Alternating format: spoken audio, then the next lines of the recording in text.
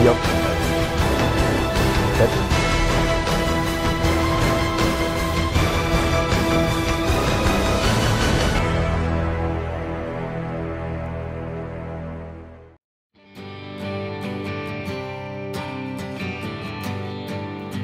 유대식 성경 읽기라고 하는 이름이 이렇게 붙어 있는 것은 오늘날에도 전 세계 유대인들, 이스라엘 안에서뿐만 아니라 전 세계에 있는 유대인들이 구약 성경을 회당에서 읽어가는데 구약 성경을 읽어가는 그 유대인들의 정한 방법이에요.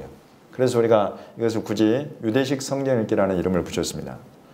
그래서 특별히 이제 유대식 성경 읽기 옆에 파라샤라는 이름이 붙어 있는 것은 파라샤라는 것은 그 의미가 이렇게 나누다, 구분하다 이런 거예요. 그래서 나누어 놓은 것, 구분해 놓은 것 이런 뜻입니다. 무엇을 구분해 놓았느냐면 가장 기본적으로 모세오경 그러면 5권의 책이죠. 창세기부터 신명기까지. 그 5권의 책을 54개로 나눴어요. 처음부터 끝까지. 그 중에 이제 창세기는 12개의 파라샤가 있습니다. 그래서 54개 하나하나를 우리가 파라샤라고 하고 전체는 이제 복수형이니까 파라쇼트 또는 파라시오트 이렇게 부릅니다. 그래서 이제 첫 번째 이거를 1주차 파라샤를 우리가 이제 각 파라샤별로 제목이 붙어 있는데 그 제목을 우리가 베레시트라고 부르는 거예요.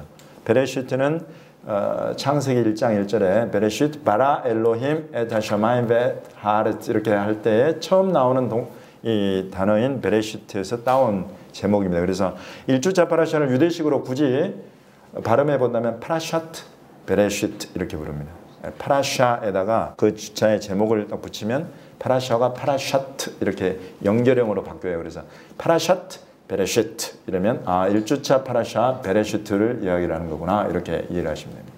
그래서 54개의 파라샤로 모세오경이 구성이 되어 있고 이제 그것을 우리가 굳이 오늘 우리 또 유대식 성경 읽기 오셨으니까 그것을 우리가 토라라고 부르죠. 모세오경을 토라라고 부릅니다.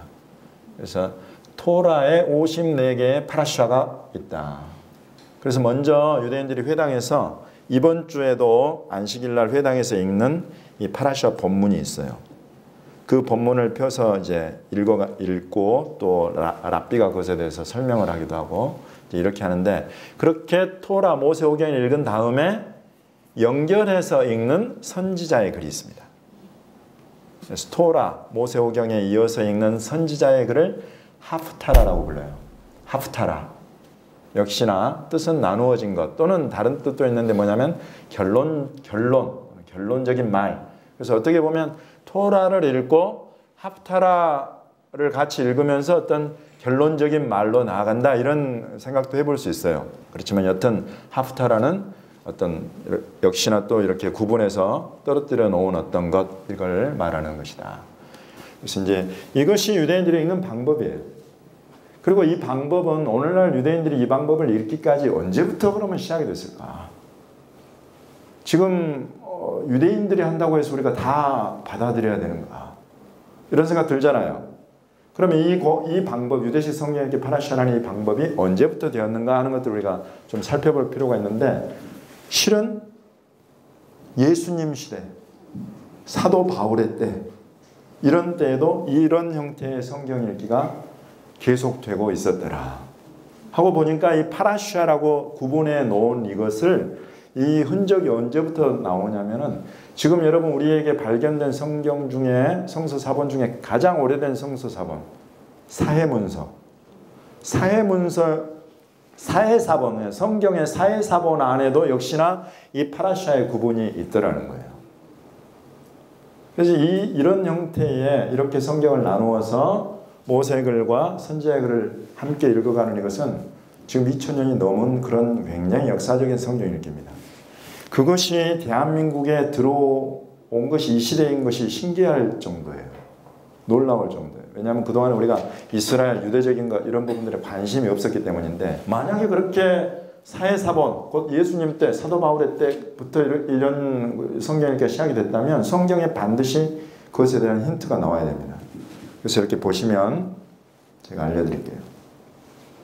먼저 예수님의 말씀 속에 보시면 누가복음 24장 44절에 보시면 예수님이 하시는 말씀입니다. 또 이르시되 내가 너희와 함께 있을 때에 너희에게 말한 바 곧 모세의 율법과 선지자의 글과 시편에 나를 가리켜 기록된 모든 것이 이루어져야 하리라 한 말이 이것이라 하시고, 예수님이 모세의 율법 곧 지금 이 토라 그리고 선지자의 글 이 하프타라 요렇게 구분하는 것을 예수님이 말씀하고 계시는 거예요. 예수님이 그렇게 말씀하셨으면 사도들 중에도 당연히 그것을 이야기를 해야 됩니다. 그래서 여기 예수님의 말씀 그리고 사도들의 글로 이렇게 연결이 되어 있어요. 그럼 사도들 중에서 보면은 사도 바울이 특별히 사도행전 28장 23절 기록해 놓으시고 다음에 찾아보시면 되겠습니다. 사도행전 28장 23절을 보시면 이제 그들이 날짜를 정하고 그가 유숙하는 집에 많이 오니 바울이 아침부터 저녁까지 강론하여 하나님의 나라를 증언하고, 곧 이제 로마에 가 있는 바울한테 사람들이 다 집에 찾아왔는데 아침부터 저녁까지 강론하면서 하나님의 나라를 증언하는데 뭘로 하냐면 모세의 율법과 선지자의 말을 가지고 예수에 대하여 권하더라. 이 당시의 성경을 표현하는 방법이 지금 딱 이렇게 되어 있네요. 모세의 율법과 선지자의 글, 이 둘을 가지고 예수에 대해서 풀어서 설명하고 증언했다. 그리고 그걸 통해서 하나님의 나라를 강론했다는 거예요. 지금 2000년이 넘는 역사. 또 사도행전 13장 14, 15절에 보시면 사도행전 13장 14, 15절에 보시면 그들은 보가에서 더 나아가 비시디아 안디옥에 이르러 안식일에 회당에 들어가 앉으니라. 율법과 선지자의 글을 읽은 후에 회당장들이 사람을 보내어 물어 이르되 형제들아 만일 백성을 권할 말이 있거든 말하라 하니, 이렇게 지금 나오는 거예요. 사도 바울이 이제 복음을 전하러 돌아다니다가 비시디아 안디옥에 이르러서 안식일에 회당에 들어갔다. 안식일에 회당에 들어갔다는 이 표현은 굉장히 유대적이죠. 그때 당시 뭐 안식일 되면 유대인들은 이 회당에 모여가지고 성경을 읽는 거예요. 어떻게 읽느냐? 율법과 선지자의 글을 읽은 후에, 역시 토라, 율법, 모세의 글과 하프타라, 선지자의 글을 읽은 후에 회당에서 읽고는 사람을 보내어 회당장님들이 물어서 형제들아 만일 백성을 권할 말이 있거든 말하라. 이 성경이 증언하는 이 유대식 성경 이렇게 우리 파라샤에 이런 굉장히 오래된 이 역사를 우리에게 알려주는 것입니다. 사회사본에서부터 나왔다고 하는 그런 파라샤, 그런 그 나누어 놓은 어디서부터 어디까지를 읽고 쉬었다가 또 어디서부터 어디까지를 읽고 하는 이 방법이 쭉 기록이 되어 있는. 이때 당시는 지금처럼 여러분이 우리 인쇄대본처럼 성경이 많지 않은 시대, 두루마리에다 이렇게 적어가지고 안식일날 겨우 회당에 가서나 펴서 읽고 그럴 수 있는 그런 시대였기 때문에 아주 뭐 굉장히 귀하죠, 성경. 그래서 이때 이렇게 정해가지고 이번 주에는 여기서부터 여기까지를 쭉 읽고 그리고 그것과 연관된 선지자의 글을 읽고 이런 방법이 되는 거예요. 그럼 이렇게 왜 이렇게 모세의 글과 선지자의 글들을 연결을 해서 이렇게 같이 읽었을까? 이것을 우리가 생각을 해야 되는 거죠. 한 군데만 더 제가 말씀을 드리면 사도행전 13장 27절에 보시면 사도행전 13장 27절에 보시면 예루살렘에 사는 자들과 그들 관리들이 예수와 및 안식일마다 외우는 바 선지자들의 말을 알지 못함으로 예수를 정죄하여 선지자들의 말을 응하게 하였도다 라고 이제 복음 증거하는 이런 내용 중에 나오는 말입니다. 곧 유대인들 같은 경우는 이렇게 성경이 귀하고 흔하지 않았기 때문에 안식일마다 모여가지고 뭘 했냐면 심지어는 이 선지자들의 글, 우리 하프타라고 부르는 이것을 외우기까지 했대요. 여러분 선지자들의 글 외워보실 수 있는 분? 그러니까 유대인들이 이렇게 외우는 거예요. 루아흐 아도나이 알라이 얀 마샤흐 아도나이 오티 레바셀 아나빌, 이렇게 외우는 이런 것들은 어디서 나오는 거냐면 이사야 61장 여러분 여호와의 신이 내게 임하셨으니 이는 나를 보내사 가난한 자의 복음을 전하게 하려 하시니, 이런 것들을 유대인들이 외우고 있다는 거예요. 왜냐하면 외워서 머릿속에 넣어가지 않으면 회당에 와서나 성경을 볼 수 있으니까. 그런 시대, 그런 시대에 이렇게 성경을 읽었던 방법이 오늘날까지 유대인들 가운데는 그대로 이어지고 있는 거죠. 단지 한 가지, 이 부분은 워낙 확실하게 정해져 있어요. 모세오경 54개로 나누어진 것은 아주 확실한데 이것과 연관되어서 연결되어 있는 선지자들의 글, 이 부분이 오늘날까지 확정되게 된 그런 히스토리, 역사적인 어떤 부분들에 대한 증거자료 이런 부분들은 없어요. 그러니까 예수님 당시 때에 이 토라와 이 선지자의 글이 이렇게 연결되어서 같이 읽혀졌다는 증거는 없어요. 단지 그것은 하나의 이제 방법으로 우리가 알려주는 것이고, 유대인들이 오늘날 이제 전 세계적으로도 지금 여러분이 지금 1주차에서 보고 계시는 이사야 42장 5절에서 43장 11절 이런 부분들도 전 세계에서 유대인들이 여러 형태의 공동체가 있습니다.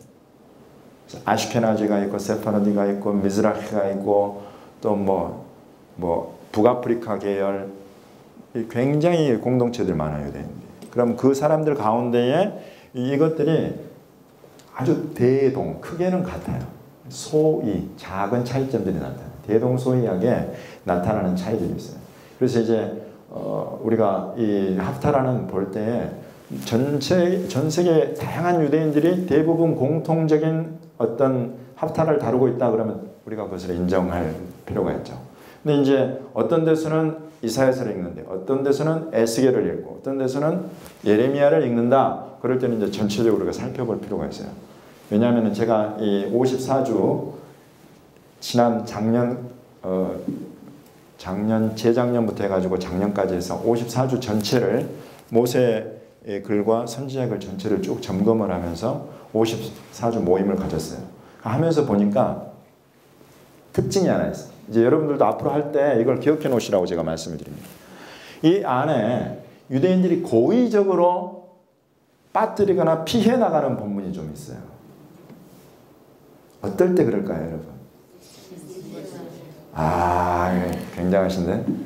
예수님에 대한 직접적인 예언이 나올 때에 그 본문을 피해가려는 그런 경향이 있어요. 왜 그럴까요? 예수를 메시아로 인정하고 싶지가 않으니까. 그래서 이제 우리 눈에는 그런 것들이 보여. 왜냐하면 가령 지금 여기서도 보시면 42장 5절부터 시작이 되죠. 1절부터 뭐가 나올 거예요? 42장 혹시 아는 분? 42장 1절에 나오는 것이 하나님의 종 이야기예요. 나의 마음에 기뻐하는 바 나의 종, 나의 택한 사람을 보라.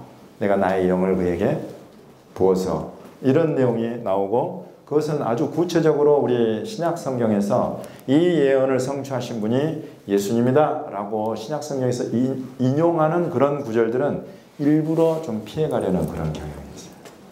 그러니까 이제 그런 부분들은 제가 앞으로 쭉 해나갈 때 제가 다시 한번 짚어드리겠습니다. 그래서 여러분들이 앞으로 이제 오늘 읽어오신 분들도 계시겠지만은 2주차, 12주차까지 보실 때에 두 가지를 여러분들이 하나씩을 해오셔야 되는데, 하나는 관통주 전체를 이번 주차에 관통하는 중요한 주제가 뭘까를 하나를 찾아보는 거예요. 두 번째가 구약 성경에 감추어져 있는 메시아 예수님의 모습이 뭘까, 이걸 찾아내시는 거예요.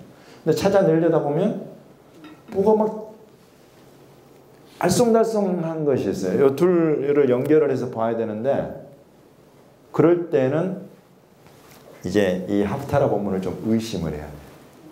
그래서 이제 여러 공동체들이 살펴보는 하프타라 본문을 다 들여다볼 필요가 있어요. 실은 이것도 그래서 제가 보니까 이사야 42장 1절부터 시작하는 공동체가 있어요.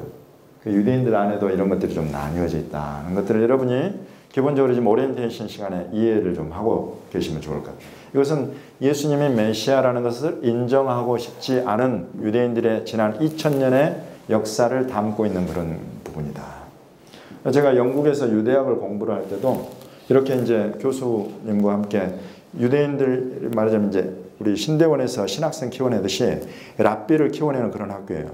그래서 랍비들이 읽어나가는 랍비 문헌이 있어요. 아주 오래된 수천 년 된 그런 걸 놓고 보는데 그 안에 보면 얼마나 정말 뭐라 그럴까요? 어쩔 때는 내 혼자 머리를 쥐어뜯고 앉아있어요. 왜냐하면 예수님과 기독교와 기독교를 믿는 교회와 기독교 국가들에 대해서 얼마나 그냥 신랄하게 저주하고 비판하는지 몰라요. 굉장합니다, 여러분.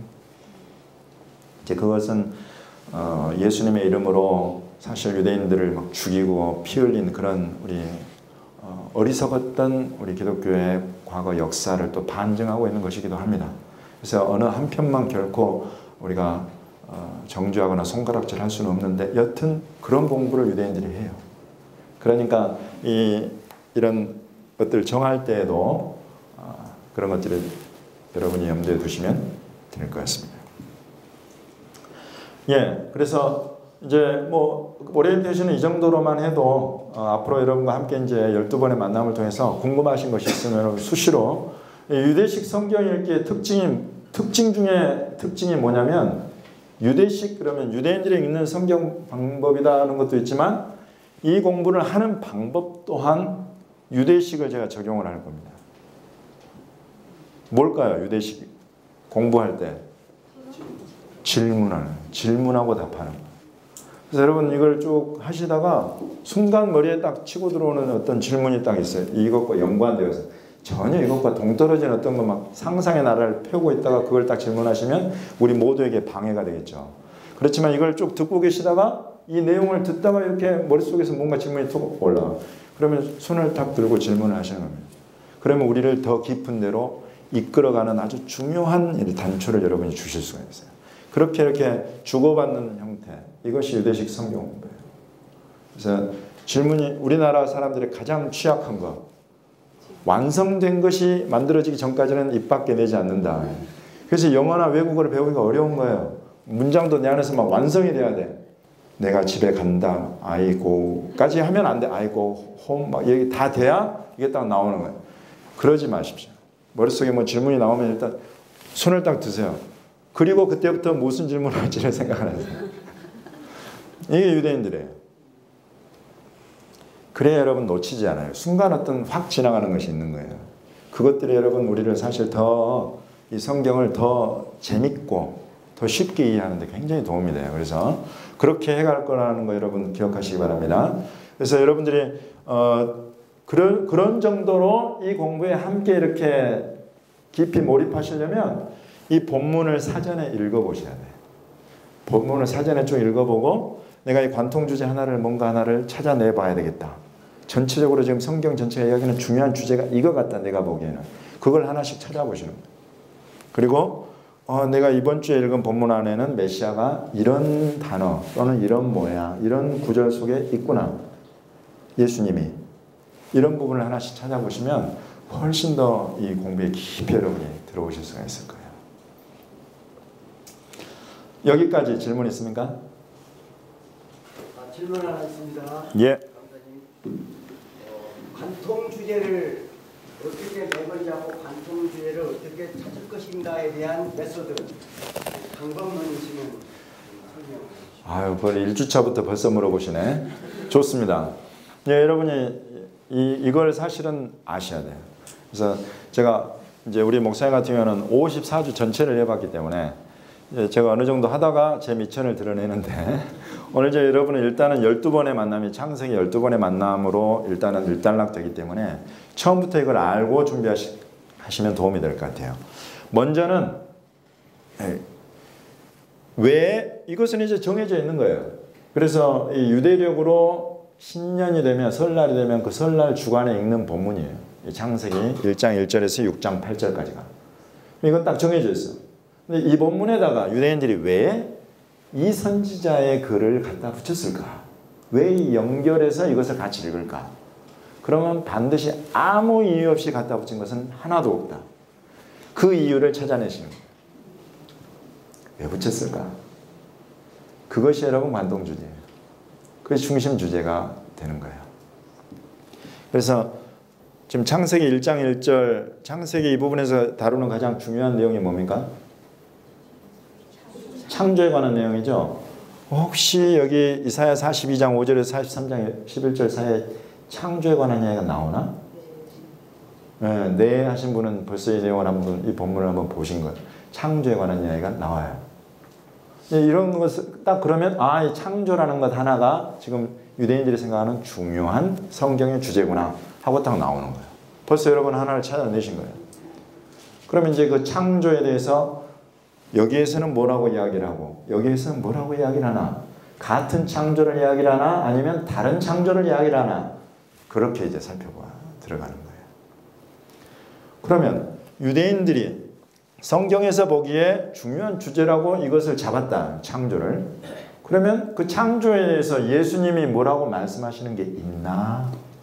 하고 보는 거죠. 있을까요? 없을까요? 당연히 있죠. 왜냐하면 예수님은 이 구약이 예언하고 있는 중요한 것을 다 성취하러 오신 분이기 때문에 예수님의 입의 말씀 속에 정말 중요한 것들은 다 한 번씩 나오게 되어 있어요. 그러면 여기에서 창조에 관한 것이 뭐라고 예수님 말씀하시나? 예수님과 연관되어서 창조가 어떻게 나오나? 여기에서 말하는 창조는 또 여기에서 창조, 여기에서 창조 같은가? 다른가? 이걸 보는 거죠. 그럼 예수님이 이 창조에 대해서 어떻게 연관이 돼서 나왔다 그러면 이 사도들의 그런 당연히 나오겠죠. 왜냐하면 이 사도들이란 것은 사도들은 누구냐면 예수님을 그대로 보고 듣고 받아서 다음 세대에 증언하는 사람들이니까 예수님이 가르치신 중요한 것은 반드시 사도들의 글에 다시 재확인되어서 나옵니다. 그럼 이곳에 창조에 대한 이야기가 나오나? 나오죠. 그럼 이곳에서 말하는 창조는 또 여기의 창조, 여기의 창조, 여기의 창조와 뭐가 같은가? 혹은 뭐가 다른가? 이러면 이제 여러분은 창세기에서부터 사도들의 글까지 전체를 관통하는 창조에 관한 하나님의 계시를 보게 되는 거예요. 마지막 팁. 그러면 여기까지 우리 한국 사람들 이제 창의력이 조금 막 새로운 틀을 파괴하고 이런 부분에 약해. 우리 제가 보면 안정적이고 보수적이고 굉장히 좋죠. 견고하고 든든하게 갈 수 있습니다. 근데 여기까지가 이제 이 계시를 여러분이 들여다보았다면 그 계시는 우리에게 뭘 주냐면 지혜를 줘요. 하나님의 계시를 들여다보고 있으면 우리가 여러분 계시를 막 만들어내거나 내가 너에게 계시를 알려주마 이럴 수 있는 존재들이 아니에요. 말씀을 통해서 우리가 하나님이 열어주시는 것을 보는 것, 그것이 이제 계시가 우리에게 주어지는 거예요. 그 계시를 이해하게 되면 우리에게 지혜가 생겨요. 그러면 하나님의 창조가 여기에서 끝인가? 이제 이런 생각들이 오는 거예요. 지금 4개의 구역을 만들어놨는데 여기까지가 끝인가? 이후에 있을 뭔가 창조와 연관된 새로운 것은 없는가? 이런 부분들을 생각해보고 찾아가는 것은 이제 우리의 지혜가 되는 거예요. 아시겠죠? 이것이 이제 여러분과 제가 앞으로 계속 아주 반복해가는 그런 패턴이 될 겁니다. 이 부분이 학습이 되고 여러분에게 딱 정착이 되면 성경이 정말 재밌어질 거예요. 예, 우리 조한주 목사님이 나중에 미천 드러내지 말고 처음부터 드러내시오 하면서 질문을 하셔가지고 여러분에게 말씀을 쭉 한번 드렸습니다. 또 다른 질문이 있습니까? 아까 하프타라 공동체가 여러 개라고 말씀하셨잖아요. 예. 어느 것들이 있는지. 아슈케나지, 세파르디, 여러분 다 이해하실까는 모르겠는데 일단은 말씀드립니다. 미즈라히, 예메나이트, 로마, 또 북부 아프리카 이런 뭐 지금까지 말씀드린 거 한 2배 정도 더 있어요. 그럼 그런 곳에서 각기 자기들만의 독특한 어떤 하프타라를 만들어서 갖고 있는 데들도 있고 대동소이하게 이것을 공유하고 있는 데들도 있어요. 절만 조금씩 달라지고. 그래서 이제 그런 부분들을 좀 이제 관심을 가지시게 되면 더 구체적인 부분은 이제 혹시 영어가 가능하시면 구글에다가 하프타라라는 것을 영어로 쳐보시면 하프타라에 대한 설명이 쭉 나와요. 그래서 거기 보시면 각각의 전통에서 다루고 있는 하프타라, 이 모세액을 토라 각각의 책에 연결되어 있는 하프타라를 다 소개를 해줘요. 아주 고마운 사람들이 있어요. 위키피디아 뭐 이런 데 보시면 열심히 자기가 알고 있는 지식을 막 정리를 해가지고 올려주는 사람들이 있어요. 그런 것들을 참고하시면 성경을 볼 때 관통 주제를 찾아낼 때 아주 도움이 돼요. 제가 유대학 공부할 때 굉장히 독특했던 것이 유대인들이 성경의 중요한 주제를 잡아가는 좀 주제별 성경 공부의 대가들이더라고요. 이 사람들이. 뭐가 중요한지를 알아요. 그래서 저는 사실 신대원에서 공부할 때 어떤 그 이름 개념 있잖아요. 하나님의 이름 개념. 이런 부분에 대해서 뭐 강조하거나 또는 뭐 어떤 강조가 있거나 그런 거 저는 못 봤거든요. 근데 유대학 공부를 할 때는 이름이 가장 중요한 개념이에요. 가장. 하나님의 이름 개념이. 그 이름 하나를 갖고 그냥 씨름을 하는 거예요. 이 사람들. 얼마나 재밌겠어요. 그 이름 하나가 신구약 전체를 풀어버린다니까. 아주 이런 것들이 유대인들이 강해요. 그래서 이제 여러분들도 이 성경부 이런 형태의 성경부를 하시게 되면 나도 모르게 어떤 것들이 막 보이게 될 거예요. 그걸 기대를 하시고, 네. 역사서나 지혜서에서는 같았습니까? 이 지금 말이 여기 지금 선지자의 글 그래서 느비임 그래서 주로 이제 나오는 것들이 그 우리가 선지자 또는 예언서라고 부르는 대예언서, 소예언서 이런 부분들에서 주로 나옵니다. 그렇지만 그것이 전부가 아니고 우리가 성문서라고 부르는 크투빔 거기에서도 이 본문이 조금씩 들어와요. 단지 이제 지금 우리 시편 또는 잠언, 욥기 이런 부분들 같은 경우는 시편도 예수님이 모세의 글과 선지자의 글과 시편에라고 말씀하셨던 것처럼 시편은 유대인들로 말하자면 애송하는 애송시처럼 굉장히 삶에 밀접하게 해가는 부분들이 있어요. 짧아가지고 암기하기도 쉬워요. 시편은. 그래서 예수님도 시편 103편이 애송시였다고 그래요. 이런 정도로 시편은 따로 또 유대인들에게서 매일 그냥 접할 수 있는 외워서라도 그런 부분이다. 그렇지만 오늘 여러분과 함께 이 파라샤를 할 때는 시편은 다루지 않을 겁니다. 그러면 이제 본격적으로 한번 들어가 볼까요? 네. 혹시 여러분 중에 진행자들이 보내준 이 문자 메시지를 받고 이 성경 본문을 쭉 읽어보셨다. 그리고 관통 주제를 찾아보십시오. 또 메시아를 찾아보십시오 해서 찾아보신 분들이 좀 계실 텐데 혹시 부끄러워하지 마시고 내가 보기에 이 1주차 파라샤 베레시트의 중심 주제, 관통 주제는 이것인 것 같다 라고 여러분 혹시 보신 게 있으면 한번 자유롭게 이야기를 해보시죠. 뭐 한 단어씩만 해도 괜찮아요. 말씀. 예수님이 창조주시다. 아, 좋습니다.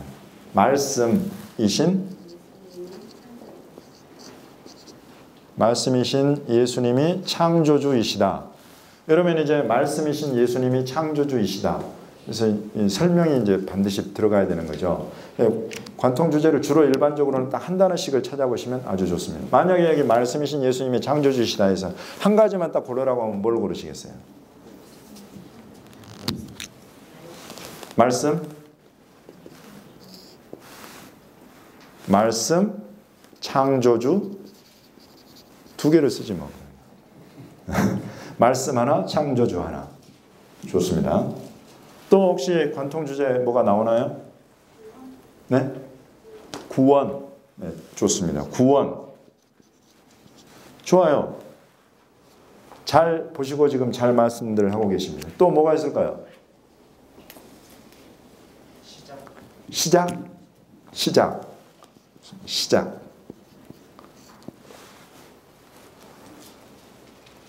또 뭐가 있을까요?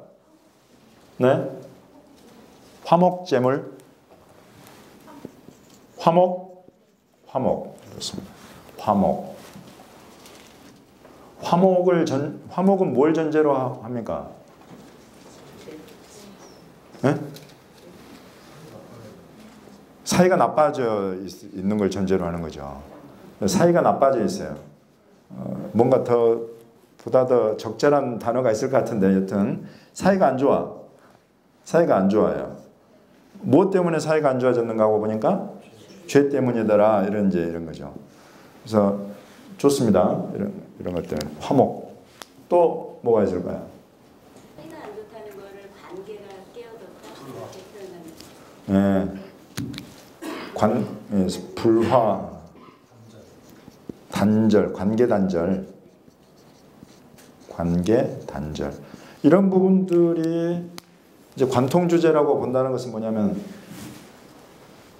처음부터 있었던 일들일 것이다. 예. 처음부터. 우리가 지금 뭐 일단 최소한 6,000년 전부터 우리 이 땅에 또 사람들 안에 이런 것이 있었다라고 보고 그것들을 어떻게 성경이 풀어가는가 하는 것들을 이제 들여다본다는 그런 개념이거든요. 그죠? 그래서 뭐 좋습니다. 아주 다양한 이런 제목들. 또 뭐가 있을까요? 혹시 보신 게 있습니까? 빛. 네, 빛.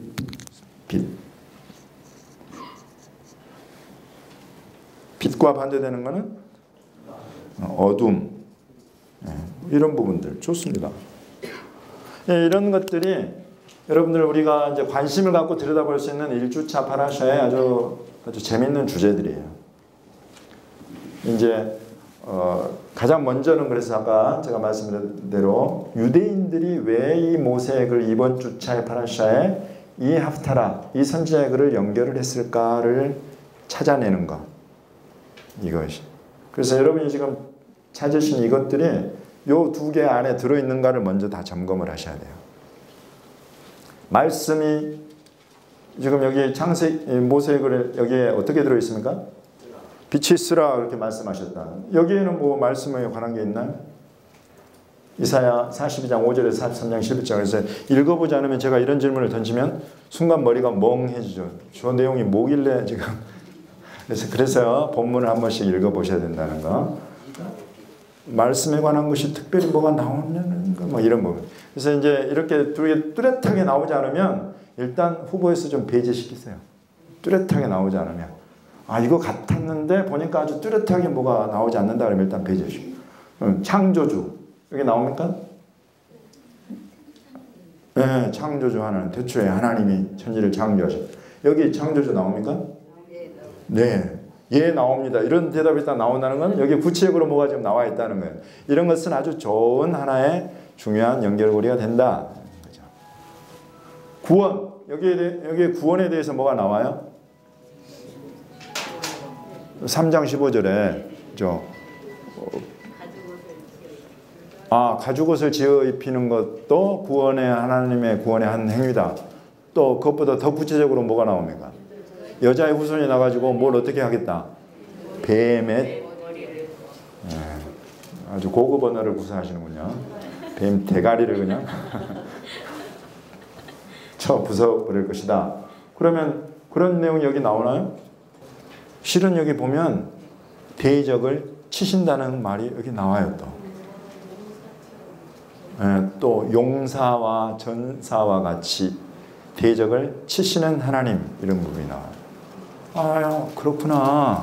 뭔가 하나님의 이런 하나님의 대적자, 하나님의 원수가 처음부터 있고 그 처음부터 하나님은 그 대적을 칠 국리를 하고 계시는구나. 이런 부분들이 지금 성경을 통해서 나오는 거죠. 좋습니다. 시작.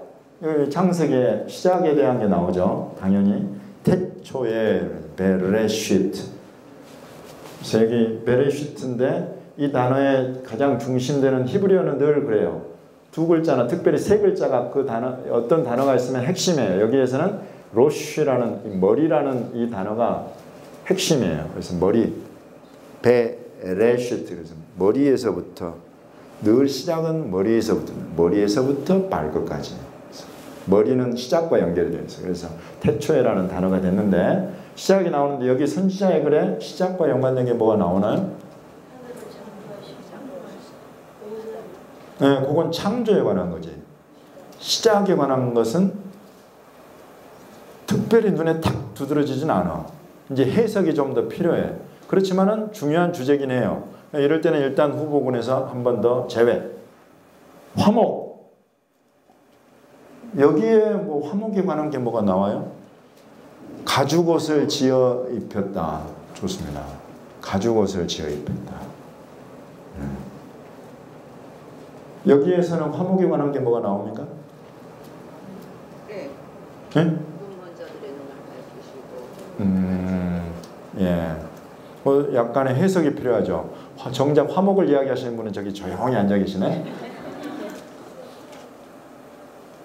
속량이 나온다. 그러면 차라리 화목보다는 속량이 어떨까요? 속량.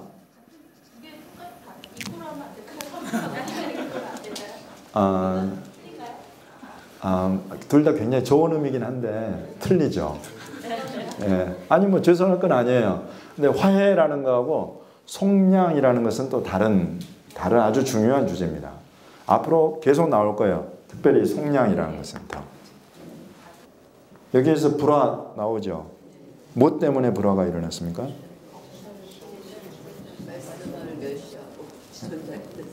그렇죠. 하나님의 말씀을 거스린 거죠. 거스리면은 일단 불화가 일어나죠. 그건 이제 하나님과 사람 사이를 말하는 거고 또 불화가 또 있죠. 가인과 아벨, 사람과 사람 사이에. 그건 뭐 워낙 여러분들이 많이 설교도 하셨고 또 설교도 들어보셨고 하는 그런 주제예요. 여튼 불화는 하나님과 사람 사이에 또 사람과 사람 사이에 계속 나타나고 있다. 여기 선지자에 그래도 나옵니까? 그런 불화가? 뭐? 그렇죠. 그래서 여기 우상을 숭배하는 이스라엘 백성의 모습이 또 나와요. 하나님의 말씀을 정면으로 거스르고 대적하는 거죠. 그런 어떤 하나님과 불화하고 있는 그런 이스라엘의 모습이 나오고 뭐 그런 불화 좋습니다. 대표적으로 죄와 연관되어 가지고 그런 불화가 계속 일어나고 있다. 기왕 김에 메시아까지 한번 들여다볼게요. 여러분 지금 여기 구약에 어떤 메시아가 어떻게 보이나요? 창세기 3장 15절 대표적으로 여인의 후손, 여자가 낳을 자다. 하나님이라는 거예요? 사람이라는 거예요? 사람이라는 거죠. 그래서 메시아는 곧 사람이다. 이런 여인의 후손이라는 것에 있어서 아주 중요한 것이 이 여인, 사람이니까 사람으로부터 난 사람이다. 사람인 메시아에 대해서 이야기를 하죠. 또 뭐가 있습니까? 아벨의 피.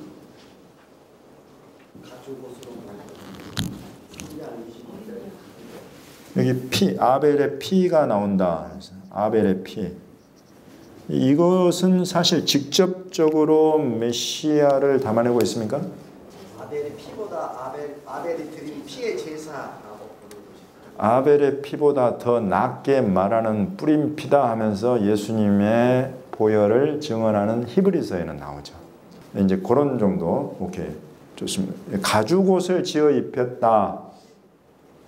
라는 부분도 조금 더 생각해 볼 수 있는 그런 부분이죠. 가죽옷을 지어 입히는 것과 예수님의 모습과.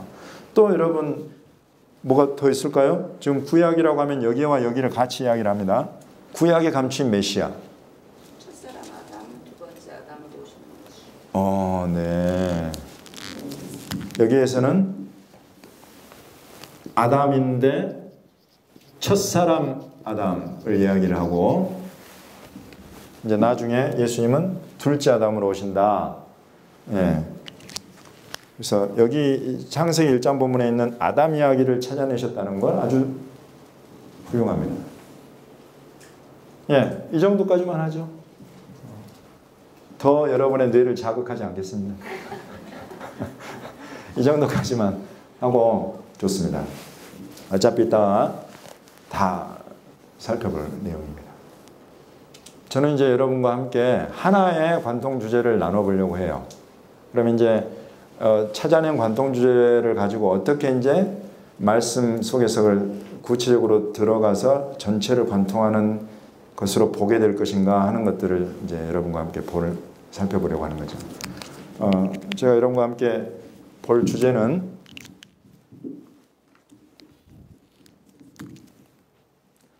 창조입니다. 창조. 아까 우리가 처음 이야기했던 이 창조. 창조가 여기도 나오고 당연히 여기도 나오고 신약의 예수님의 말씀 이어받은 사도들의 글에도 창조가 나온다. 자, 그러면 이제 모세글에서 토라라고 부르니 모세글에서 다루는 창조는 무엇을 창조하라고 했습니까? 무엇을 그 대상으로 하고 있습니까? 제가 여러분에게 뭘 질문을 하면 여러분이 늘 생각하셔야 될 거는 성경 속에 기록된 것을 최대한 답으로 찾는다. 이걸 염두에 두시죠. 워낙 우리가 지금 성경을 읽지 않는 그런 시대에 들어서 있어요. 그래서 모든 질문과 답도 실은 성경을 통해서 찾아내는 그것이 가장 중요하고 정확합니다. 그래서 여기에서 창조를 다루고 있는 것은 창세기 1장에 나오는 2장 혹시 1절 한번 보세요. 2장 1절에 뭐라고 되어 있어요? 천지와 만물 이렇게 되어 있죠. 그래서 천지와 만물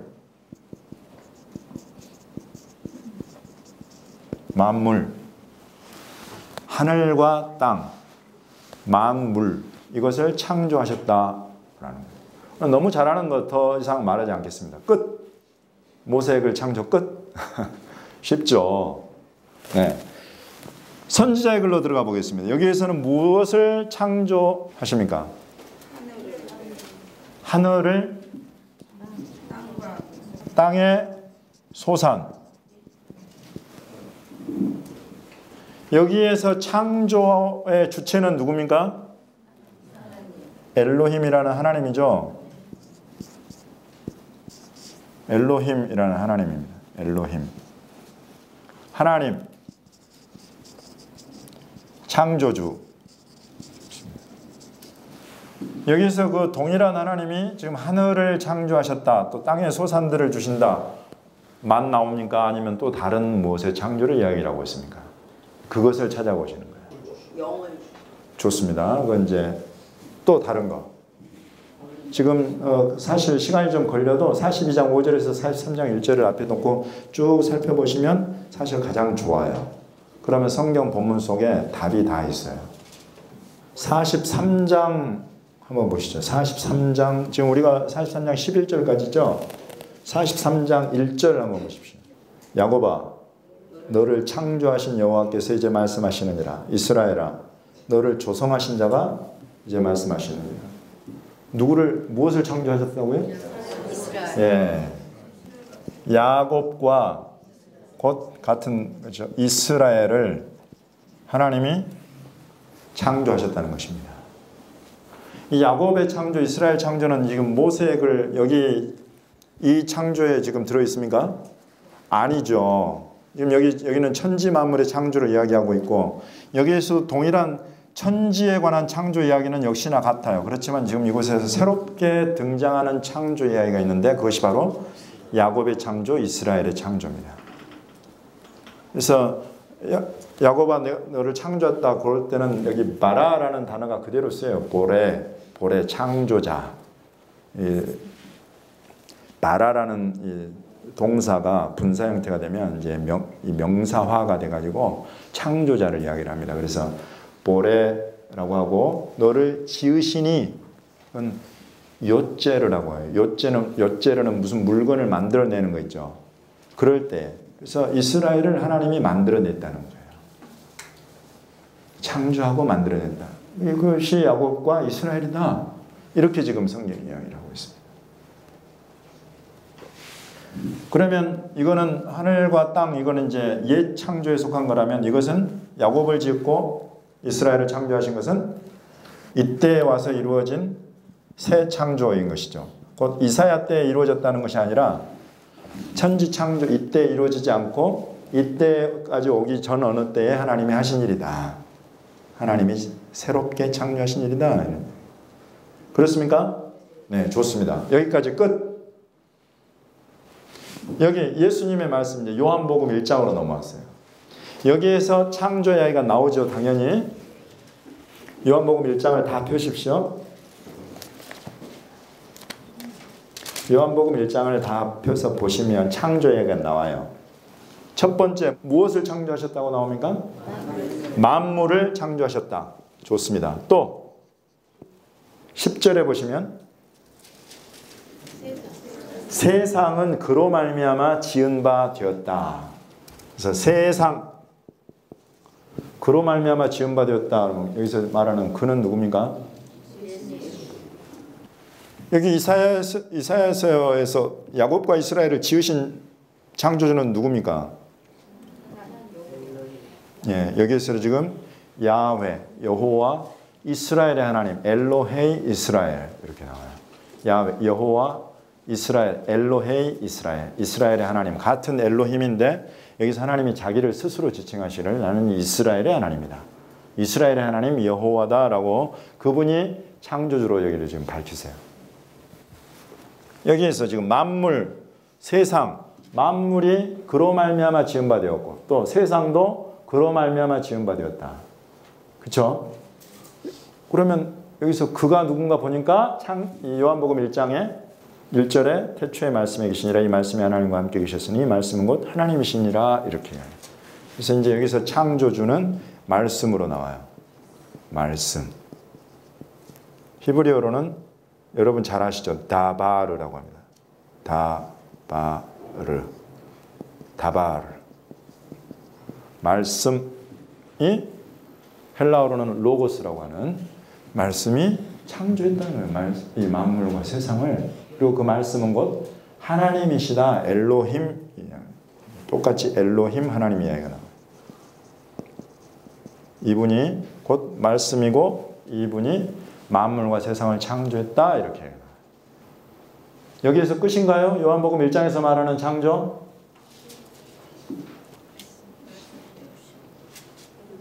말씀이 육신이 되어. 좋습니다. 이거 아주 중요한 걸 찾아내셨어요. 말씀이 육신이 되어.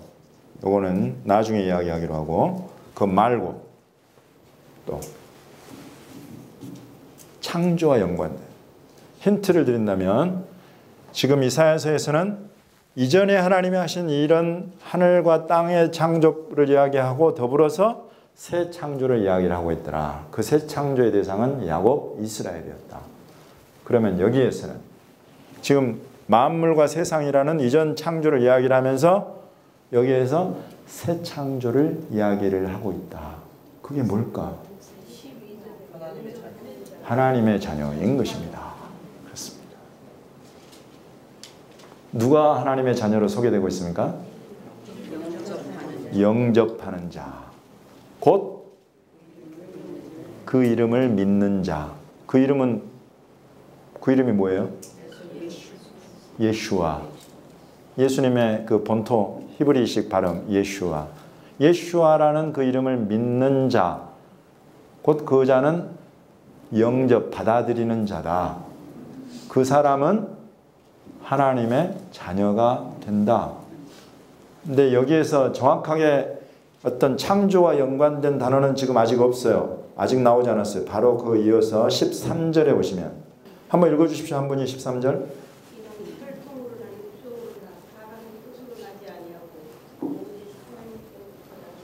예, 하나님께로부터 난 자들, 곧 하나님이 낳아주신 자들이다 이거죠. 혈통, 육정, 사람의 뜻 아니다는 거예요. 혈통, 육정, 사람의 뜻. 특별히 그 중에 혈통과 연관되어서 대표적인 것이 누굽니까? 유대인, 이스라엘이죠. 그러므로 지금 이곳에서 이야기하는 하나님의 자녀는 이제 그 선을 넘어서는 거예요. 혈통, 육정, 사람의 뜻 이런 것 아니라 하나님이 낳으신 자들이다. 그 하나님의 자녀를 이야기를 하고 있습니다. 오호, 그렇군요. 그러면 예수님과 연관돼서 지금 이런 이야기가 나오고 있는데 예수님의 제자들은 이런 부분을 또 어떻게 그러면 우리에게 가르쳐주고 있는가 하는 것을 이제 마지막으로 사도들이 그래서 들여다보는 거예요. 여기에서 창조, 먼저 골로새서 1장을 보겠습니다. 골로새서 1장 9절에서부터 23절까지입니다. 이 중에 자 창조에 관한 거 여러분이 찾아보십시오. 만물 16절 만물이 그에게 창조되다 해서 먼저 같은 만물 이야기가 나옵니다. 만물이 그에게서 창조되었다. 그리고 또 무엇에 관한 창조 이야기가 나옵니까? 예, 지금 이곳에서는 이제 보이지 않는 것들을 창조하신 분 이야기가 나와요. 보이지 않는 것들. 이게 여러분 모세액을 오늘 창세기 1장 1, 2절에 1장 1장과 2장에 나오는 창조에 관한 것 중에 여기 보이지 않는 것들에 대한 창조가 지금 여기 나와요? 안 나오죠. 지금 이곳에서는 보이지 않는 것들 그러면서 대표적으로 예로 드는 것이 뭐냐면 보좌들, 주관들, 정사들, 권세들 이런 부분들을 이야기를 하고 있죠. 더군다나 또 이런 것들도 그 한 종류일 뿐이지 보이지 않는 것들은 더 광범위해요. 여러분 우리는 눈으로 볼 수 없는 건 뭐가 있습니까? 또 공기, 또 눈으로 볼 수 없는 거 있기는 있는데 눈으로 볼 수 없는 거 중력 좋습니다. 그럼 과학의 이런 영역들까지 다 좀 창조하신 분이다. 이런 부분들은 이제 이런 계시가 열리면 지혜로 얻어지는 답변들이에요. 중력, 이런 것도 하나님 정말 창조하셨구나. 공기, 눈에 보이지 않는 대표적으로 영적인 존재들. 귀신이 안 보이잖아요. 근데 귀신 없나요? 있단 말이죠. 영적인 존재들. 이런 영적인 존재, spiritual being 이런 것들도 보이지 않는 것들도 전부 다 그가 창조하셨다. 이런 거죠. 그런 어떤 보이지 않는 것들, 이런 것들에 대한 이야기 나옵니다. 또 처음 들어본 어떤 것들이 나와요. 지금 여기에. 교회. 그렇죠. 교회를 창조하셨다. 오호. 하나님의 창조는 여기에서부터 처음 태초부터 해가지고 지금 계속되고 있습니다. 2000년이 지나고 3000년이 지나고 4000년이 지나도 하나님의 이 창조하신 천지 만물이 지금 계속하고 있어요. 그런데 그런 하나님의 창조는 그 창조에서 끝난 것이 아니라 시마다 때마다 중요한 어떤 새로운 창조 일들을 하고 계시더라. 대표적으로 야곱, 이스라엘 하나님이 창조하셨다. 여기에서는 예수님을 보내시더니 예수님을 믿는 하나님의 자녀들을 새롭게 짓고 계신다. 지금 이곳에서는 만물에다가 이제 더 막 바울한테는 더 계시가 열려가지고 보이지 않는 것들도 그로 말미암아 창조되었구나. 그런 것들을 받아서 지금 여기 써놓은 거예요. 그러면서 하나님이 이 시대에 새롭게 창조하신 것, 교회 이야기를 하고 교회. 이 교회가 뭔가를 조금 더 자세하게 풀어주는 것이 고린도후서 5장. 고린도후서 5장으로 한번 넘어가 보겠습니다. 일단 골로새서 1장에서 교회는 뭐라고 단적으로 표현합니까? 몸이다. 몸. 그럼 몸이 있을 때는 뭐가 있다? 머리가 있다. 이런 부분을 일단 하시고 고린도후서 5장으로 넘어가시면 이제 여기에 아주 구체적인 그런 단어의 표현이 있어요. 고린도후서 5장. 뭘 보셨습니까? 새로운 피조물이다. 할렐루야. 새로운 피조물. 그러면서 또 이걸 받아서 뭐라 그래요? 새 것이 되었다. 그래서 새 것이 있으려면 뭐가 먼저 있어야 한다? 이전 것이 있는데 이전 것이 아니라 이제 새 것이 되었다는 거예요. 이렇게 된, 어떻게 해서 이렇게 됐다고 고린도후서에서 이야기를 합니까? 그리스도 안에서. 그리스도 안에서. 와, 여기까지 온 거예요, 여러분.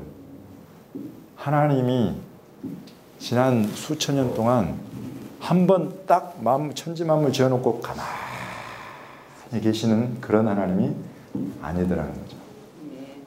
어느 딱 때가 되니까 하나님이 이스라엘을 만드세요. 이스라엘이 뭐가 특별해요, 여러분? 이스라엘을 왜 만드셨어요? 이런 부분들이. 왜 만드셨어요? 성경의 답을 이야기를 합니다. 내 이름으로 불려지고 내 영광을 위하여 지음받았다. 그래서 이스라엘은 이스라엘 안에 하나님의 이름이 들어있죠. 하나님과 겨루어 이긴 자.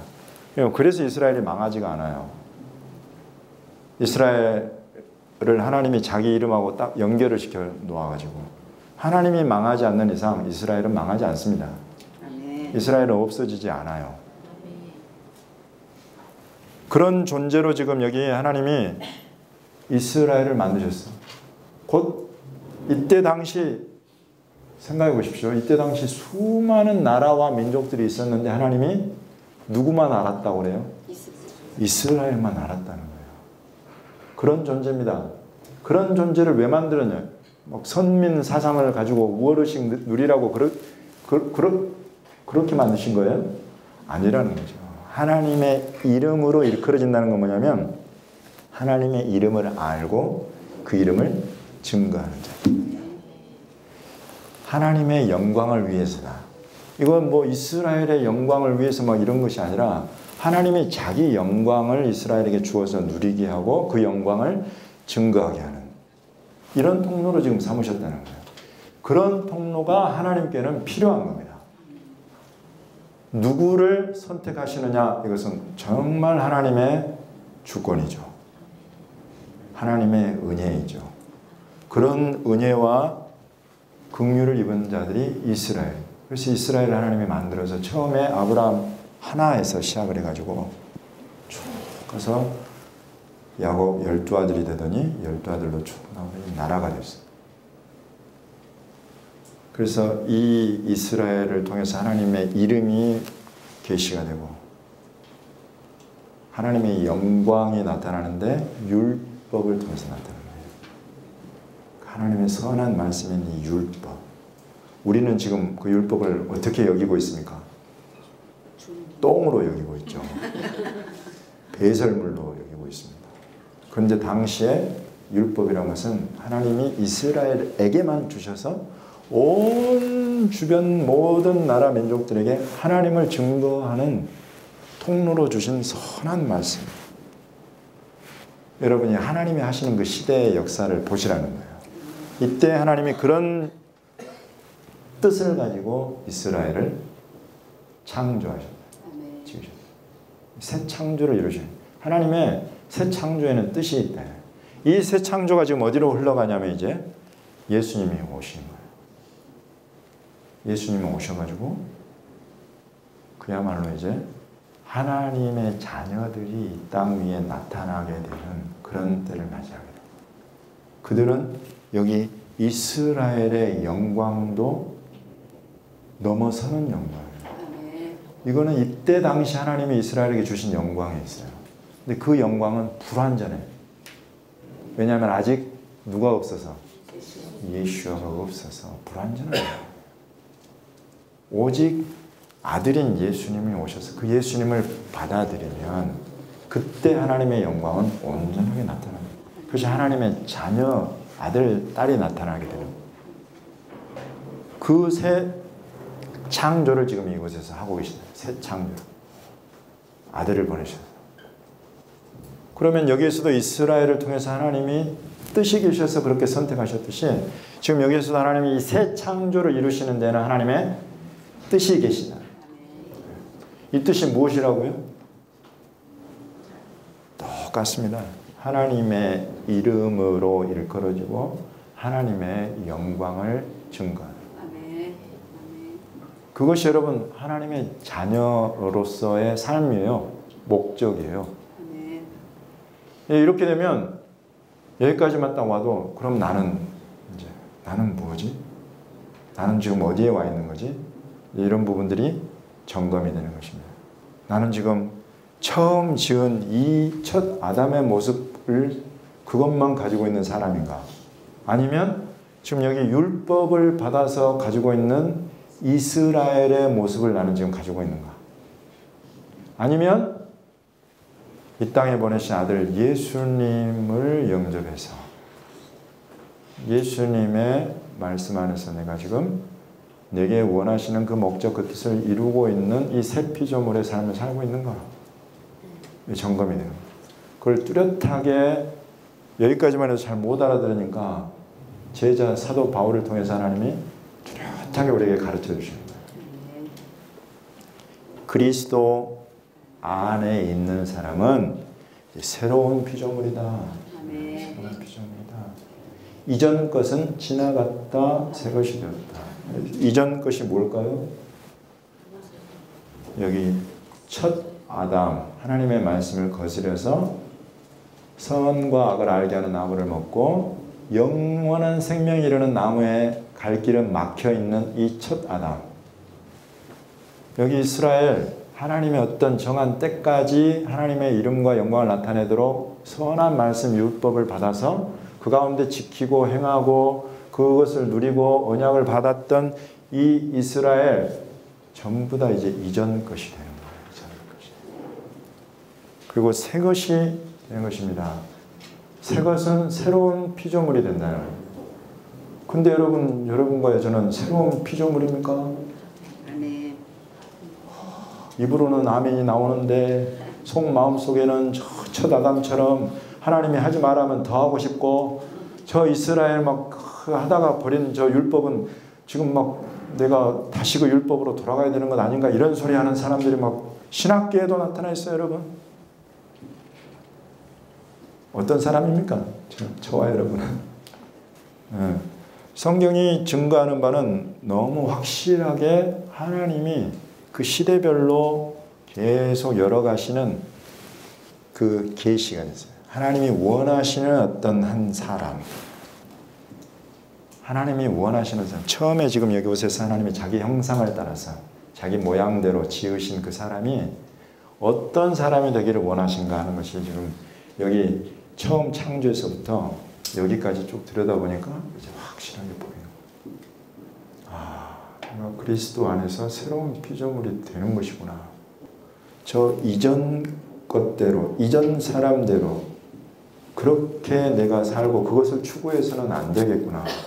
그리스도 안에서 새 것이 되고 새 피조물이 된다고 했으니까 내가 그리스도를 알아가야 되겠구나.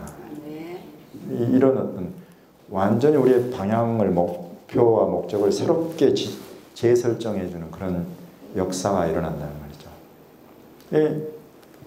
이것이 우리 하나님이 지금 아들을 보내시면서까지 저와 여러분이 향해 추구해 가기 원하는 바로 그런 사람의 모습입니다. 그리고 실은 벌써 성경은 우리가 새로운 피조물이라고 선언을 해요. 그런데 이게 잘 와닿지를 않는 이유, 단 하나를 놓치고 있어서 그래요. 오직 그리스도 안에서인데 우리는 그리스도 없이도 저게 가능한 것 같이 그렇게 지금 생각을 하게 되는 거예요. 그리스도만이에요. 근데 그리스도 말고 다른 것들을 막 추구하면서 하나님이 정한 그 목적을 이루어가려고 하는 거예요. 성경은 단호합니다. 저와 여러분이 하나님이 원하시는 그 사람이 되려면 추구할 단 한 분은 그리스도뿐입니다. 그리스도. 성령 안에서 이 그리스도와의 연합. 요거 하나가 지금 성경이 이야기하고 있는 하나님의 이 새 피조물을 창조하신 이유, 그것의 그 뜻의 완성인 것이죠. 이것이 우리 하나님이 좀 처음부터 여기까지 쭉 풀어오신 계시예요. 하나님의 사람을 향한 계시. 그것이 쭉 드러났어요. 그럼 이제 우리가 이런 계시를 통해서 우리는 이제 뭘 얻는다? 지혜를 얻는다. 그럼 하나님의 새 창조가 여기에서 끝인가? 어떻게 될까요, 여러분? 하나님의 새 창조는 앞으로도 이루어질까요? 네. 하나님은 조용히 창조하시고 가만히 계신 분이 아니라 오늘도 지면을 새롭게 하시고 오늘도 새로운 창조를 행하시고, 그런데 늘 중요한 어떤 시대적으로 아주 중요한 그런 타이밍이 있더라. 그런 타이밍, 곧 하나님은 때와 기한에 미쳐 일하신, 하나님이 정한 때에 따라서. 근데 여기까지가 끝이냐 말이죠. 저와 여러분이 완성이냐 말이죠. 아니죠. 어디를 향해 가고 있습니까? 새 하늘과 새 땅을 향해 가고 있고, 새 하늘과 새 땅에 들어가는 저와 여러분은 이 모양으로 들어갈 거예요? 자신 있어요? 지금 이렇게 가도 괜찮겠어요? 어떻게 들어갈 거예요? 부활의 신령한 몸. 부활의 신령한 몸이 여러분 우리 앞에 새 피조물처럼 있다는 거예요. 완전히 그 새로운 피조물의 완성으로. 여러분 이것이 실은 요것과 연관되어 있어요. 속량과. 다른 말로 하면 이건 구속이라는 말이에요. 구속. 저와 여러분은 지금 구원받았죠. 아멘. 구원받았습니다. 아멘. 하나님의 자녀입니다. 아멘. 우리는 죄로 정죄받을 사람이 아니라 심판에 이를 사람이 아니라 예수 그리스도 안에서 의로운 자로 하나님이 인정받는 하나님의 아들 딸들이에요. 아멘. 그것이 우리가 구원받은 우리의 신분, 이 새것된 새로운 피조물입니다. 그렇지만 이것이 끝이 아니라 속량, 곧 구속이 있다는 거예요. 이것이 사도 바울이 로마서 8장에서 이야기하는 우리 몸의 구속을 우리가 지금 기다리고 있다. 그것이 고린도 전서 15장에서 이야기하는 부활의 신령한 몸. 지금 너무 우리가 구원받은 자로서 어쩔 때는 너무 부끄러운 모습을 막 보여. 그게 왜 그러냐면 아직 완전하지가 않아요. 아직 완성되지가 않았어요. 그 완전과 완성은 부활의 신령한 몸을 입을 때인 것입니다. 그것이 우리 앞에 놓여 있다. 이렇게 여기에 나와 있지 않아도 더 가게 되는 이것이 계시가 열리고 그 계시로 말미암아서 우리가 지혜를 얻어서 더 나아가게 되는 것입니다. 그래서 부활의 신령한 몸을 입고 들어갈 곳 새 하늘과 새 땅 이렇게 이어져 가는 거예요. 그래서 우리 하나님이 이제 여기까지 행하셨고 앞으로 행하실 것까지 여러분 지금 저와 여러분 이런 시대를 살아가고 있습니다. 만약에 저와 여러분이 이 시대에 태어났다고 가정을 해보세요. 얼마나 안타깝습니까? 여기는 하나님은 이스라엘만 알고 계셔. 이스라엘도 그 그림자인 율법 그걸 딱 붙들고 그냥 그 속에서 씨름을 하고 있어요. 짐승을 잡아서 피를 흘리지 않고는 도저히 하나님 앞에 설 수 없는 그런 인생을 지금 살아가고 있다고 해요. 이스라엘. 이런 시대에 태어난 것이 아니라 지금 우리는 하나님이 이 모든 일들을 다 이루어내신 6,000년이 지난 지금 이 시대를 살아가고 있어요. 이걸 한눈에 들여다볼 수 있는 그런 시대를 우리가 지금 살고 있다. 이렇게 들여다볼 수 있는데 들여다보지 않고 있으면 이것이 또 얼마나 안타까운 일입니까? 그런데 지금 저와 여러분은 이제 이런 파라샤 형태, 요 형태의 성경물을 통해서 전체를 쭉 살펴보는 하나님이 하신 일의 전체. 그러면서 이 열리는 계시 속에 지혜를 얻고 앞으로 하실 하나님의 일이 얼마나 확실한가. 지금 이렇게 모든 하나님 하신 일들이 다 예언의 미리 하신 말씀의 성취로 이렇게 여기까지 이루어져 왔는데 그렇다면 앞으로 하실 일은 얼마나 더 확실하겠는가 하는 거죠. 하나님이 이 이스라엘을 택해가지고 예수님을 낳게 하시고 끝나고 버린 줄 알았더니 하나님이 이 이스라엘이 2000년 만에 지금 다시 회복하고 계세요. 결코 버리지 않고 다시 찾고 계세요. 그걸 보면은 여러분 우리 하나님은 한번 말씀하시면 한번 선택하시면 끝까지 그것을 이루시는구나 하는 걸 알수 있어요. 하나님의 말씀 완전합니다. 그렇기 때문에 예수 그리스도로 말미암아서 우리 앞에 주어진 저 구속의 약속, 부활의 약속, 새 하늘과 새 땅에 들어가서 우리가 이제 새 예루살렘 어린 양의 신부로 하나님 앞에 나타날 그거 성경이 약속하고 있으니까 그것은 확실하게 이루어지겠구나 하는 것들이 우리에게 그냥 와버리는 거예요. 강요가 아니라. 아멘입니다. 할렐루야. 네. 여기까지 관통 주제를 마무리하고 메시아로 넘어가겠습니다. 머릿속에 이렇게 듣고 이러시다가 뭐가 질문이 스쳐간다. 어떻게 하라고요? 완벽한 문장을 만들어서 질문하라? 아니다. 손부터 들으라.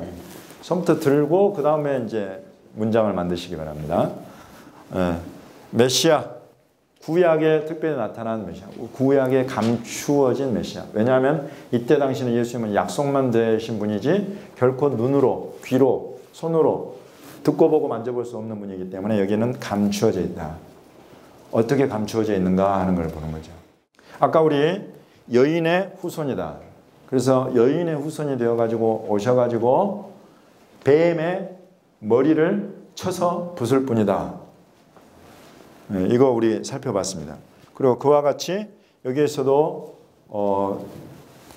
하나님이 내가 용사, 깃보르라고 합니다. 그리고 전사, 이시밀하모드, 전쟁의 사람.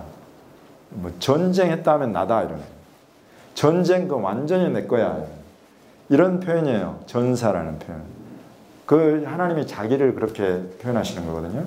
그런 사람이 되어가지고 대적, 원수 대적을 치실 것이다. 칠 거예요. 숨을 여인이 해산할 때 막 헐떡이듯이 헐떡이면서 내가 원수를 칠 것이다. 그런 표현이 나와요.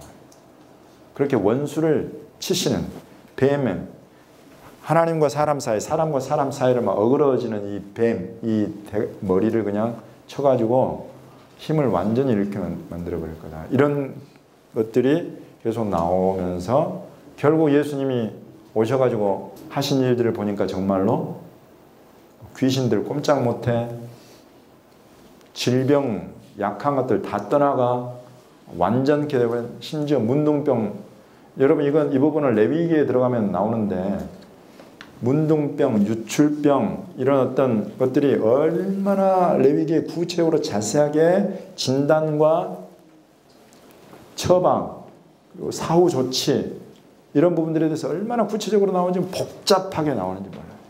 근데 예수님은 한 방에, 표현 좋습니다.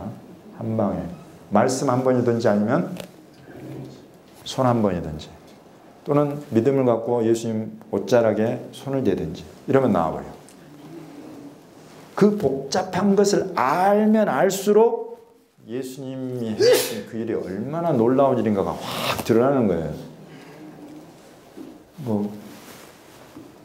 그럼 이제 그거 나중에 레위기에서 더 자세히 다루기로 하고, 사실 저와 여러분보다 정말 위대한 믿음의 선배들이 있죠. 예수님을 잘 아는. 누구? 사도들이죠. 그 사도들 중에 요한복음을 쓴 사람이 요한이죠. 요한이 그러면 이 메시아에 대해서 어떻게 이야기를 하고 있는가 이걸 보면 답이 나와요. 네. 일단 생명이 있습니다. 여기에. 아까 또 빛 우리 목사님 말씀하셨죠. 그거 전에 가장 먼저 나오는 게 뭐예요? 말씀이에요. 말씀. 그래서 우리는 흔히 어떤 분들이 그렇게 가르쳤어요. 메시아 예언이 최초로 나오는 데는 창세기 3장 15절이다. 여인의 후손. 당연하죠. 근데 그것이 처음이냐 하고 보니까 요한이 뭐라고 하냐면, 저와 여러분이 인정하는 믿음의 선배가 뭐라고 그러냐면 태초에 말씀이 계시니라. 이 말씀이 하나님과 함께 계셨고 이 말씀이 곧 하나님이시니라. 그러면서 태초에 예히오르 빛이 있으라 하시는 그 하나님의 말씀, 이 말씀이 곧 하나님이시고 그분이 바로 구약에 벌써 나타나고 있는 메시아다. 바로 그 말씀이 육신이 되어서 아까 어디 썼는데 육신이 되어서 오신 분이 예수님이다. 와, 그러니 이게 이해가 되냐고요. 여러분 이게 이해가 되냐고요. 말씀이 육신이 되어가지고 우리 앞에 나타나셨다. 이게 이해가 되냐고요. 자, 히브리서에서 이제 아마 우리 장로님도 가시면 그런 비슷한 걸 또 하시는 것 같은데, 히브리서에서 유대교, 기독교, 메시아닉 유대교 이런데 리더십들이 모여가지고 요한복음 1장 1절에서 14절까지를 놓고 토론을 하는 거예요. 도대체 이게 뭐냐? 굉장히 저 사람 머릿속에 어떻게 저런 이해가 저런 생각이 있을 수가 있을까 싶은 만큼 막 놀라운 생각들이 쏟아져 나와요. 그런데 가보면. 그런데 그런 사람의 머리로 이해가 됐으면 당시 그 땅에 왔을 때 그 땅의 백성들이 이분을 모셔드리지 영접하지 않을 이유가 없죠. 이게 이해가 안 되니까 그 땅에 자기 땅에 왔으나, 여기 지금 요한복음 1장에 자기 땅에 왔으나 자기 백성들이 영접하지를 않았다. 그러나 영접하는 자 곧 그 이름을 믿는 자들에게는 이렇게 부릅니다. 그 이름 예슈아라는 그 이름. 그 예슈아라는 그 이름은, 예슈아는 히브리어로 하면 일반 명사로 그걸 바꾸면 그대로 구원이라는 단어예요. 구원. 그래서 예슈아, 이 사람이 하나님이 보내신 구원자구나 하는 것을 믿는 사람은 하나님의 자녀가 되어버린다. 지금 여기에서 나온 감추인 메시아가 실은 이것입니다. 여기에서 이사야 여기 보면 하나님이 자기 자신을 나타내시는 말 중에 아까 야훼 엘로헤 이스라엘, 크도시 이스라엘, 이스라엘의 하나님이요 이스라엘의 거룩한 자다 이러면서 이스라엘과 연관돼서 말씀하시면서 또 자기를 고엘 구속자요 모시아 구원자다라고 이야기해요. 여기 지금 중요한 단어 두 개가 나와요. 모시아, 대표적인 거 하나만 이야기를 했습니다. 모시아.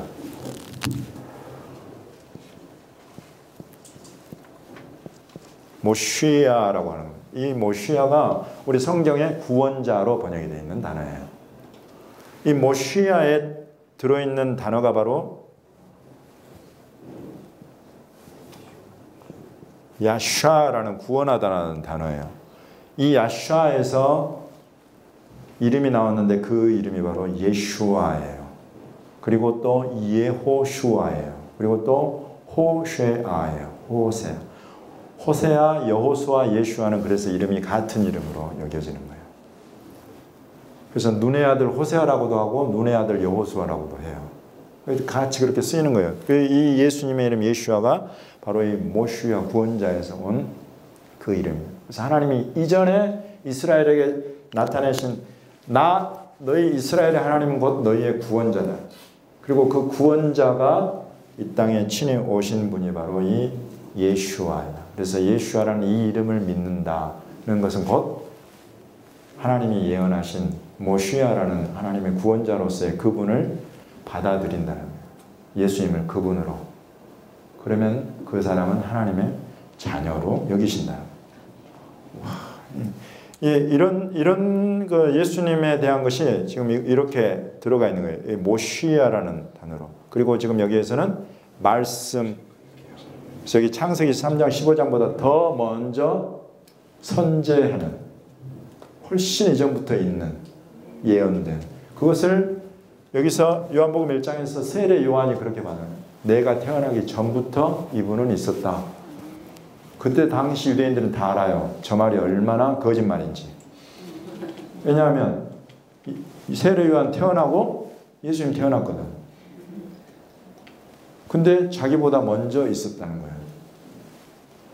그것이 바로 이분을 가리킵니다 라고 지금 여기에서 세례 요한이 증언하고 있는 거예요. 곧 이분은 이런 육신의 이런 대로 규정될 그런 분이 아니라 나는 너희에게 물로 세례를 주지만 이분은 이제 하나님이 나에게 뭐라고 말씀하시면 이분은 성령으로 세례를 주실 분이다. 물로 세례를 주는 건 인간이 이 땅 위에서 하는 일입니다. 성령으로 세례를 줄 수 있는 분, 그것은 이 땅의 사람이 아니죠. 왜냐하면 성령은 하나님의 영인데 누가 하나님의 영을 이 땅 위에서 끌어내리고 부르고 마음대로 사용을 하겠어요. 그러면서 이 성령으로 세례를 줄 자라는 그 말 안에는 벌써 이 말씀이신 하나님이다. 이 예수님은. 그래서 그분은 오셔서 성령으로 너희에게 세례를 주실 수 있는 분이다 라고 지금 세례 요한이 증언을 하고 있는 거죠. 그래서 우리가 메시아, 구약에 감추어진 메시아를 들여다볼 때에 사실 가장 좋은 힌트는 사도들의 글 속에 담겨 있어요. 사도들의 글 속에 우리가 유대적인 어떤 이해 그리고 구약 성경 이런 부분에 대한 이해가 부족해가지고 저것이 저렇게 예수님을 드러내고 있구나 하는 부분에 대한 이해만 좀 우리가 약할 뿐이지 얼마나 많이 이들이 증언하고 있는지 몰라요. 예수가 바로 구약에 감추어서 계시된 바로 그 메시아다라는 것을 계속 이야기하고 있는 거예요. 그러니 우리가 이걸 찾아가면 찾아갈수록 이 신약 성경 이 사복음서와 사도들의 글 선지서는 너무 이제 쉽게 이해가 되고 풀어질 거예요. 나중에 이제 여기에서 사도 바울이 골로새서에서 그는 교회의 머리다. 그리고 교회는 그의 몸이다. 이런 부분들 또한 갑자기 생겨난 것이 아니에요. 그래서 바울이 만들어낸 그런 개념이 아니에요. 다 어디에서 왔다? 여기에서 다 왔어요. 어떻게 오게 됐는가는 이제 차차 여러분들과 함께 들여다보게 될 겁니다. 예. 그래서 오늘 구약에 감춘 메시아는 이제 여인의 후손부터 해가지고 여기 말씀이신 하나님, 그리고 모시아 구원자이신 하나님. 예. 뭐 더 있습니다만은 오늘은 이 정도만 해도 여러분 머리가 충만해졌을 것 같아요. 예, 질문 있으면 질문 받겠습니다. 예, 다른 질문 없으시죠? 예, 그러면 기도로 마치겠습니다. 하나님 아버지, 하나님의 말씀은 참으로 계시의 영역인 것을 고백합니다. 오늘부터 앞으로 12번의 만남을 통해서 하나님, 우리에게 하나님의 말씀을 열어주시옵소서. 말씀이신 예수님을 열어주시옵소서. 말씀이 즐겁고 재밌고 힘이 되고 능력이 되는 은혜가 있게 하여 주시옵소서. 온전히 이곳에 모인 귀한 믿음의 동역자 한 분 한 분을 주님 손에 올려드립니다. 심령이 우리 주의 은혜와 성령의 감동함 안에 충만하여지게 도와주시고 모든 걸음이 평안함 중에 인도함 받게 하여 주옵소서. 예수 그리스도의 존귀하신 이름 받들어 감사하며 기도하옵나이다. 아멘. 할렐루야. 감사합니다. 네, 1주차 과정은 마쳤습니다. 평안에 돌아가시고